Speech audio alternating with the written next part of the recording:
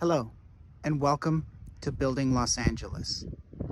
Today, we're going to talk about the long-lost neighborhood that you may not have ever heard of, called Chavez Ravine.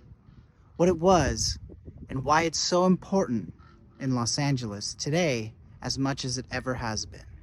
After a usually brief winter, Angelenos spring into baseball season to celebrate the Dodgers. Thousands of people, adorned with signature blue regalia, make a pilgrimage to one of the most recognizable structures in Los Angeles. It's truly amazing to see the joy and excitement of a city standing behind their beloved team.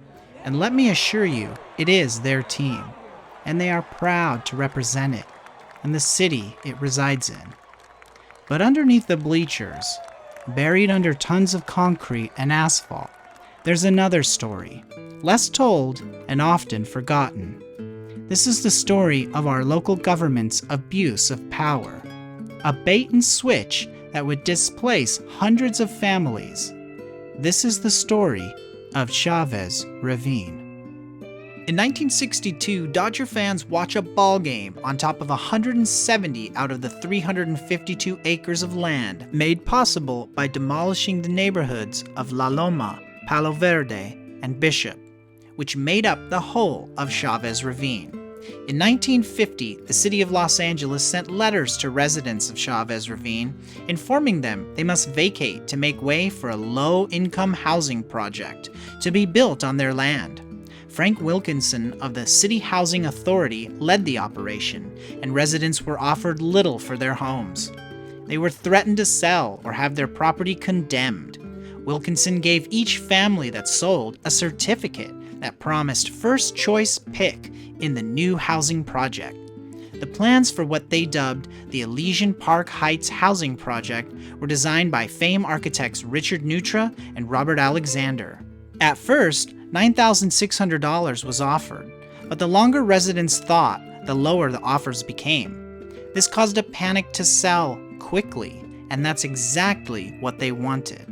The problem was, homes outside the area were being sold for $15,000 to $18,000. The community was angry, and many of the residents were war veterans. They felt cheated by the city and the nation they defended, to have their homes now taken from them. Part of the deal with the city, when the land was eventually sold to Dodgers, was to have spaces for community, for the citizens of Los Angeles. Now, don't get me wrong. There are a lot of birthday parties, barbecues, and celebrations in Elysian Park. But the equipment, the facilities, they're not taken care of. People have to come and sit in graffiti and trash that's not upkept by Dodgers or the city. Now, when everyone goes home after the barbecue, after the birthday party, the irony is that the very people that were supposed to benefit from this low-income housing development creep back in the evening and stay here, the unhoused. Wilkinson and his team soon faced opposition from the real estate lobby, who protested what they called creeping socialism. Wilkinson was accused of being a communist and held in contempt of Congress for refusing to answer questions regarding his political affiliations from the House Un-American Activities Committee. Wilkinson was fired and spent a year in jail. The FBI charged Wilkinson of deliberately trying to destroy the nation's public housing programs. The ACLU spent $1 million pro bono and 12 years defending Wilkinson. Mayor Fletcher Bowen lost his re-election to Norris Paulson, a conservative opponent of public housing. Paulson decided against the project and began working with Walter O'Malley of the Brooklyn Dodgers. If you just look very closely at the ground where the bulldozers came, it's quite easy to find remnants of homes that were in Chavez Ravine. Millions of dollars were spent to ready the area for the housing project, but in the end, O'Malley's Dodgers picked up the land for a fraction of that cost.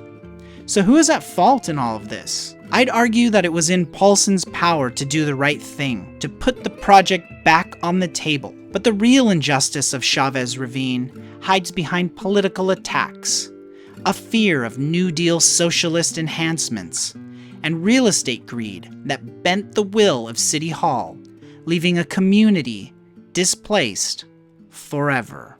I love Los Angeles, and I love the Dodgers.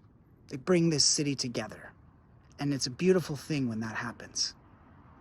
That being said, we should never forget our past and how we got to where we are.